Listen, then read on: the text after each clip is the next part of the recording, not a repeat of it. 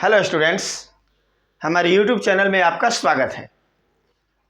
चलिए आज हम आपके लिए एक नया टॉपिक लेकर के आए हैं। एसिड रेन, अम्लीय वर्षा क्या है। ये नीचे के क्लास में 9th में या 10th में, ये दोनों के लिए ज़रूरी है। ये टॉपिक आपके ज्योग्राफी और बायोलॉजी दोनों में आते हैं, इसलिए इस टॉपिक को खूब बढ़िया से समझिएगा और इस वीडियो को अच्छे ढंग से समझने के लिए अंत तक हमारे वीडियो में जरूर बने रहें, ताकि हम आपके सारे डाउट्स को दूर करें और हम आपको अच्छे ढंग से समझा सकें। तो चलिए हम समझते हैं कि अम्लीय वर्षा क्या है। लेकिन अम्लीय वर्षा को समझने से पहले सबसे पहले हमको ये देखना है कि वर्षा क्या है, वर्षा होती कैसे है। तो पहले हम ये समझ लेते हैं कि वर्षा कैसे होती है, फिर हम समझते हैं कि अम्लीय वर्षा क्या है। तो देखेंगे, जब दिन के समय सूर्य की रोशनी, इसकी किरणें जलाशय पर पड़ती है। अब सूर्य है और उसकी जब धूप सीधे जलाशय पर पड़ेगी तो निश्चित है कि उसके ताप से जो जल है वो गर्म होकर के वाष्पित होगा। तो देखेंगे हम कि जब सूर्य के प्रकाश की किरणें किसी जलाशय पर पड़ती हैं, मान लिया जाए कि यहाँ पर ये पड़ती हैं, तो ये पानी गर्म होता है और पानी गर्म होकर के और जलवाष्प में कन्वर्ट हो जाता है, जलवाष्प में बदल जाता है।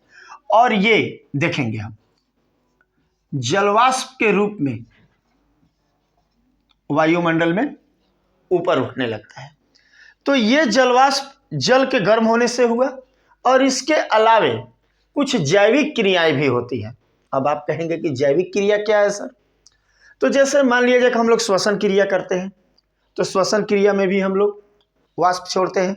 इसके अलावे वाष्पोत्सर्जन क्रिया होती है, यानी कि जब पेड़ पौधों में आवश्यकता से अधिक जल हो जाती है तो उस जल को बाहर निकालने की क्रिया को हम लोग क्या कहते हैं? वाष्पोत्सर्जन।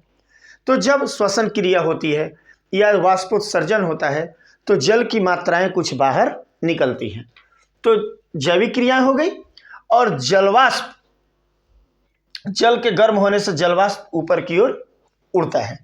तो अब ये आपका हो गया जल वाष्प। अब जब ये ऊपर जाएगा तो सीधे वायुमंडल में जाता है, लेकिन इसके अलावे जल के साथ साथ वायुमंडल में उपस्थित हवाएं भी गर्म होती हैं, और जब ये गर्म होती हैं तो ये हवाएं ऊपर की ओर उठती हैं और इसी हवाओं में जलवाष्प रहता है। तो जब हवाएं ऊपर जाएंगी तो जलवाष्प भी ऊपर की ओर जाता है। मान लिया जाए कि ये जलवाष्प की बूंदें हैं और ये हवा के साथ उड़ते उड़ते ऊपर की ओर जाती हैं। तो जब ऊपर जाती हैं तो ऊपर जाने के बाद क्या होता है कि ये हवाएं ठंडी होती हैं।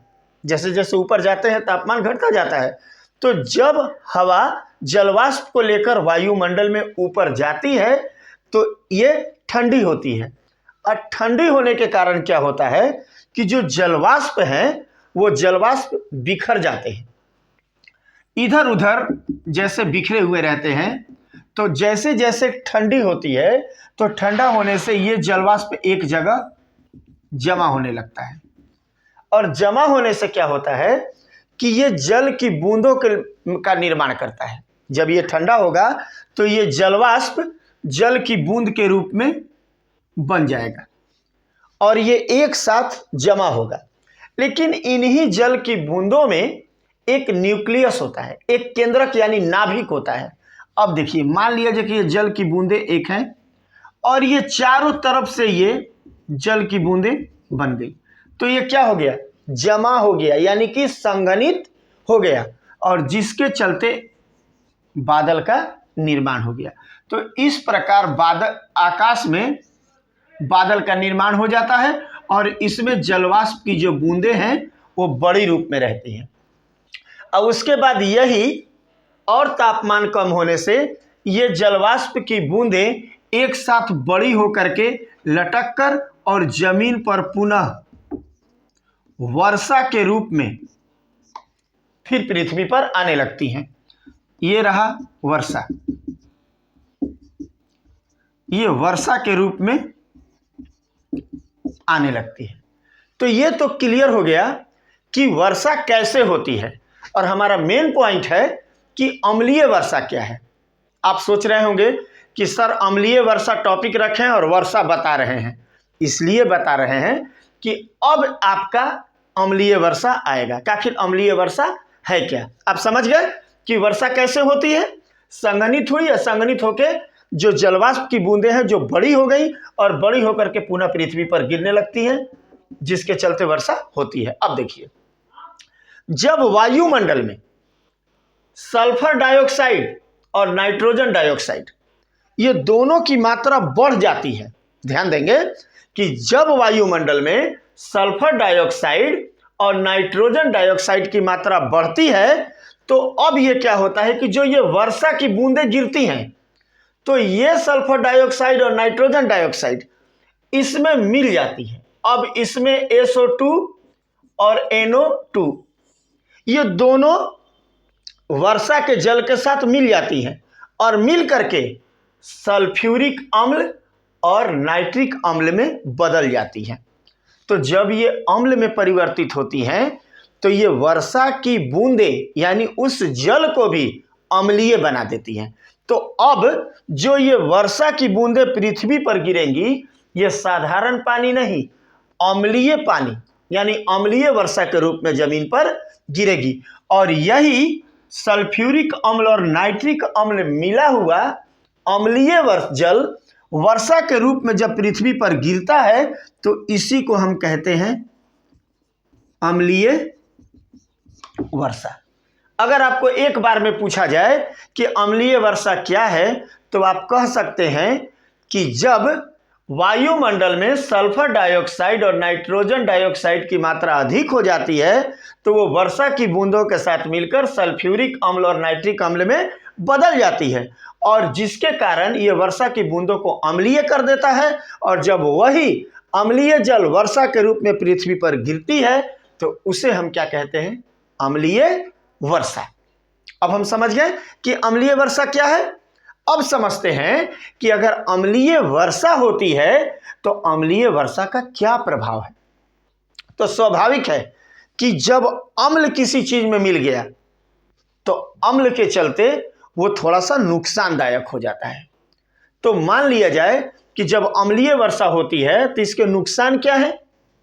अब ध्यान देंगे, सबसे पहला बात कि जब जल अम्लीय हो जाएगा तो गिर के कहाँ जाएगा, मिट्टी में, हवा में तो लटका नहीं रहेगा।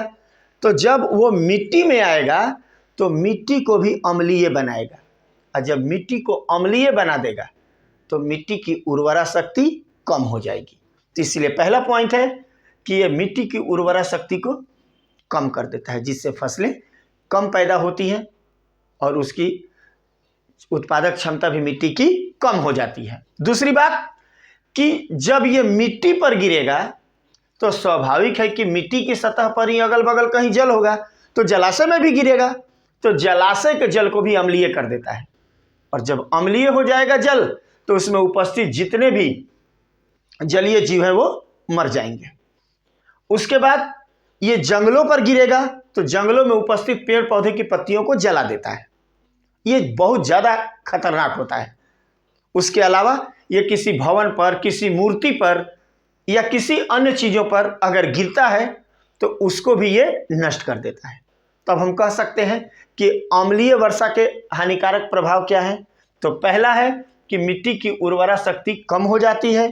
दूसरा, जलाशय का जल अम्लीय हो जाता है, जिसके कारण जलीय जीव मर जाते हैं और जंगलों का विनाश हो जाता है और इमारतें, प्रतिमाएं या कोई भी भवन आदि नष्ट हो जाते हैं। इस प्रकार हम लोग समझ गए कि अम्लीय वर्षा क्या है और अम्लीय वर्षा के हानिकारक प्रभाव क्या है। ध्यान दीजिएगा कि इससे सवाल पूछता है कि अम्लीय वर्षा में कौन सी चीज उपस्थित होती है, किसके कारण जल अम्लीय हो जाता है, सल्फ्यूरिक अम्ल और नाइट्रिक अम्ल। ये कब होता है, जब सल्फर डाइऑक्साइड और नाइट्रोजन डाइऑक्साइड की मात्रा अधिक होकर के जल में मिल जाती है। तो इस प्रकार हम लोगों ने देखा कि वर्षा कैसे होती है, अम्लीय वर्षा क्या है और अम्लीय वर्षा के हानिकारक प्रभाव क्या है। तो हमें उम्मीद है कि आपको ये वीडियो पसंद आई हो। अगर आपको ये वीडियो पसंद आई है तो आप लाइक और सब्सक्राइब करना न भूलें और बेल आइकन बटन पर क्लिक जरूर करें ताकि हमारा अगला वीडियो आप तक जरूर पहुंचे। लेकिन हाँ, एक बात और ध्यान रखेंगे, कमेंट करना न भूलें। अच्छा लगे तो भी कमेंट कीजिए कि वीडियो सही है, और अगर कहीं कोई गलती होती है, कहीं कोई प्रॉब्लम है कि आपको कोई टॉपिक न समझ में आए, तो भी कमेंट कर हमें ज़रूर बताइए ताकि हमें आपके बारे में पता चल सके कि इस वीडियो में कमी कहाँ है।